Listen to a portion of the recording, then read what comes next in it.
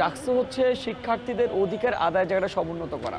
এখন এসে মনে হচ্ছে যে স্বপ্নটা অবশ্যই সত্যি হয়ে যাচ্ছে। এটার জন্য জি। আল্লাহর শুকরিয়া আদায় করলাম। আব্দুল কাদের আপনার কাছে আসি। মানে আপনি খুব চমৎকার একটা লাইন বলেছেন আপনাদের ইশতেহারে যে গোটা ক্যাম্পাসে আপনারা স্টারলিংকের ইন্টারনেট দিয়ে দেবেন। হ্যাঁ? মানে বাস্তবতা কি বলে? কিভাবে সেটা সম্ভব? এটা তো একটু জানবো। পাশাপাশি ওয়ান কার্ড সলিউশনের মতো একটা কার্ড সিস্টেম আপনারা করতে যাচ্ছেন যে কার্ড দিয়ে আমি বিভিন্ন সেবা পাবো। একটু ধারণা দেবেন কিভাবে সেই সেবাটা পাবো এবং সম্ভবটাই বা কিভাবে আসলে? ধন্যবাদ। আমার যারা সহযোগী আছেন তাদেরকে ধন্যবাদ জানাচ্ছি। প্রথমত কথা হচ্ছে আমি আপনার প্রশ্ন উত্তর দিবই। তার আগে একটু বলি। আজকে হচ্ছে যখন যুবনাজ পড়তে যাই তখন আমার একটা অনুভূতি কাজ করে। যে অবশেষে মনে হয় আমাদের স্বপ্নটা সত্য হতে যাচ্ছে। যে এতদিনের লড়াই সংগ্রাম আমাদের সে ১৯ সালে ক্যাম্পাসে আসার পর থেকে শিক্ষার্থীদের অধিকার বিষয়টা হিসেবে নিশ্চিত করা যায়, সমুন্নত রাখা যায়। সেটার জন্য কত লড়াই সংগ্রাম, কত হামলা মামলা নিপীড়ন নির্যাতন সব কিছু উতরিয়ে এখন এসে মনে হচ্ছে যে স্বপ্নটা অবশ্যই সত্যি হয়ে যাচ্ছে। এটার জন্য জি। আল্লাহর শুকরিয়া আদায় করলাম। তো এখন পর্যন্ত যে পরিবেশ পরিস্থিতি সব কিছু অনুকূলেই আছে। যেটা কথা আপনি যেটা প্রশ্ন করলেন, প্রথম কথা হচ্ছে ডাকসু হচ্ছে শিক্ষার্থীদের অধিকার আদায়ের জায়গাটা সমুন্নত করা। শিক্ষার্থীদের যে দাবি দেওয়ার জায়গাটা সেটা হচ্ছে শিক্ষকদের পড়াশোনা তুলে ধরবে। সেই জায়গা থেকে আমরা আমাদের ইশতেহারের মধ্যে স্টারলিংকের কথা বলেছি, আমরা ওয়ান কার্ড ওয়াল সার্ভিসের কথা বলেছি। জি। আমরা ওয়ান কার্ড ওয়াল সার্ভিস বলতে সেই কার্ডের কথা বলেছি। দেখেন আমাদের একটা হচ্ছে ক্যাম্পাসে আসার মানে পরপর যে কার্ডটা দেওয়ার কথা সেটা আপনার হচ্ছে ১ বছর, ৩ বছর, ক্ষেত্রে ৪ বছর পরে দেয় বা অনার্স শেষ হওয়ার ২ দিন আগেও দেয়। আমরা সেই কার্ডটার কথা বলেছি যে কার্ডের মধ্যে দিয়ে আপনি চাইলে ওই দিনে যেদিন ভর্তি হবে ওই দিন দিতে পারেন, অথবা ভর্তি ক্লাস শুরু এক সপ্তাহ আগে দিতে পারেন। সেই কার্ডের মধ্যে দিয়ে একসাথে আপনি আপনি যে লাইব্রেরি কার্ড হিসেবে ইউজ করতে পারেন, একসাথে হচ্ছে আপনি হল কার্ড হিসেবে ইউজ করতে পারেন, একসাথে আপনি ক্যান্টিন কার্ড হিসেবে ইউজ করতে পারেন, একসাথে আপনি বাস কার্ড হিসেবে ইউজ করতে পারেন। মানে একটা কার্ডের মধ্যে সকল সুবিধা আপনি এনশিওর করতে পারেন। কিন্তু দেখা যাচ্ছে কি এগেন আমাদের আচ্ছা, আমি ঢাকা পাস করে বের হয়ে যাওয়ার পর এই কার্ডটা কি আমার মানে পূর্বের রেকর্ড হিসেবে থাকবে? যদি পরবর্তীতে চাই আমার কোনো একাডেমিক ট্রান্সক্রিপ্ট বা কোনো কিছু বের করার জন্য আমি সেই কার্ডটা ব্যবহার করতে পারবো নাকি জমা দিয়ে যেতে হবে? সেটা চাইলে আপনি জমা যেতে পারেন। আপনি যদি কোনো পিনকোড থাকে পরবর্তী যদি আপনার কোনো এটা কিন্তু আমরা আরেকটা কথা বলছিলাম যে ওয়ান স্টেপ সলিউশনের কথা বলছিলাম। ওই অ্যাপসের মধ্যে থেকে কিন্তু আপনার হচ্ছে গিয়ে পরবর্তী যে ট্রান্সক্রিপশন কিংবা যে কোনো কিছু সেটা আপনি ওই অ্যাপসের মধ্যে থেকে বের করতে পারেন। আমার মনে হয় কার্ডের দরকার হবে। তবে বিশ্ববিদ্যালয়ের জীবনে আপনার পার করতে হলে এই কার্ডটা আপনার অবশ্যম্ভাবী। একটা মাত্র কার্ডের মধ্যে দিয়ে আপনি সকল কাজ, এটা বইটার মধ্যে আছে, সেটা অন্যান্য বিশ্ববিদ্যালয়ে আছে কিন্তু চাইলে একটা কার্ডের মধ্যে সম্ভব। এক্ষেত্রে সবচেয়ে যে বিষয়টা হচ্ছে আমাদের পড়াশোনার সদিচ্ছার যে বিষয়টা, আমাদের ১৯ সালে ডাকসু আমাদের ইমাফু কয়েকদিন আগে বলেছিলেন যে আমাদের মেয়েদের হলের মধ্যে অনেকগুলো অদ্ভুত নিয়ম আছে। সেই নিয়মগুলো হচ্ছে ১৯ ডাকসুর মধ্যে দিয়ে একদম খতম হয়ে গেছে, কিন্তু ডাকসু শেষ, তারপর আবার নিয়মগুলো আবার চালু হয়েছে। আবারও এখন এই জায়গাটা এনশিওর করতে হবে শিক্ষার্থীদের যদি যে নির্বাচনটা বারবার নির্বাচিত হলে তাহলে এই সুবিধাগুলো বারবার করে চালু থাকবে।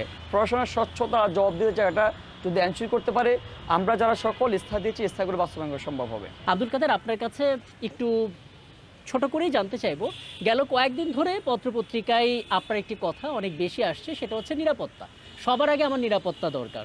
আপনি ইনসিকিউরিটি ফিল করেছেন, কিন্তু এখানে যারা আছেন বোধ করি তারা প্রত্যেকেই কম বেশি আপনাকে ভরসা দিচ্ছেন। হ্যাঁ, এটাই হচ্ছে একটা সৌহার্দ্যতা।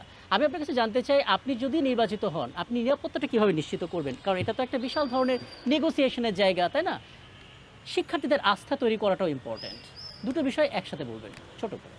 যদি ক্যাম্পাসের নিরাপত্তার কথা আপনি বলেন, ক্যাম্পাসের নিরাপত্তার কথা আমি আগেই বলি। আপনি দেখেন আমাদের ক্যাম্পাস কিন্তু হচ্ছে এমন একটা এনভায়রনমেন্টের মধ্যে আছে, এমন একটা পরিবেশের মধ্যে আছে, চারদিকে একদম খোলা।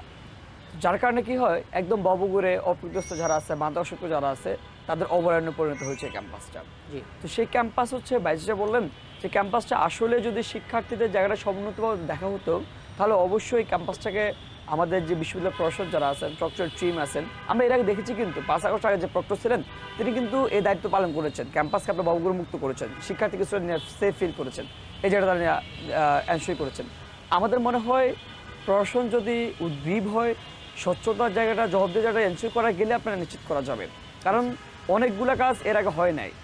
কেন হয় না? কারণ আমাদের পক্ষে ভয়েস রেজ করার মতো কেউ নেই। আমরা আচ্ছা, দেখেছি আমি যদি একটা সাধারণ শিক্ষার্থী হই এবং আমি যদি আপনাকে ভিপি হিসেবে দেখি, তাহলে আমি আমার জায়গা থেকে সাথে সাথে একটা বাটনে আপনাকে কল করতে পারি, এরকম কোনো হটলাইন আপনার এরকম কোনো প্ল্যান? হ্যাঁ, দেখেন আপনাকে আমরা এর আগে আমাদের ইস্তাহারে অবশ্য উল্লেখ করি নাই, আমরা কয়েকটা মিডিয়া কথাবার্তা বলেছি যে বা যারা ছাত্র প্রতিনিধি হবেন তারা কিন্তু একটা লাইন চালু করবেন। আমরা কিন্তু হচ্ছে আমাদের যে আপনি জেনে থাকবেন আমাদের যে মেডিকেল একটা সেল আছে আমরা ছাত্র সংগঠনের মেডিকেল সেলের মধ্যে দিয়ে আমরা একটা হটলাইন চালু করেছি।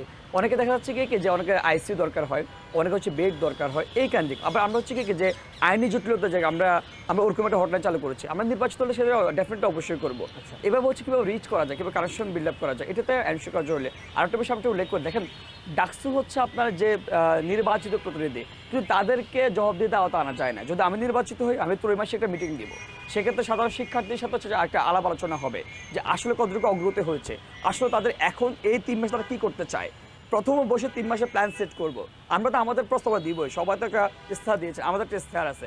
শিক্ষার্থীরা এর বাইরে কিছু বলবে যে প্রথম 3 মাস নির্বাচিত হওয়ার পর তার সাথে একটা একদম ওপেন একটা আলোচনা হবে যে এই 3 মাস কী করা যায়। 3 মাস পর ত্রৈমাসিক পর আবার একটা মিটিং হবে যে আমরা এই 3 মাসে আমরা এই কাজগুলো করেছি।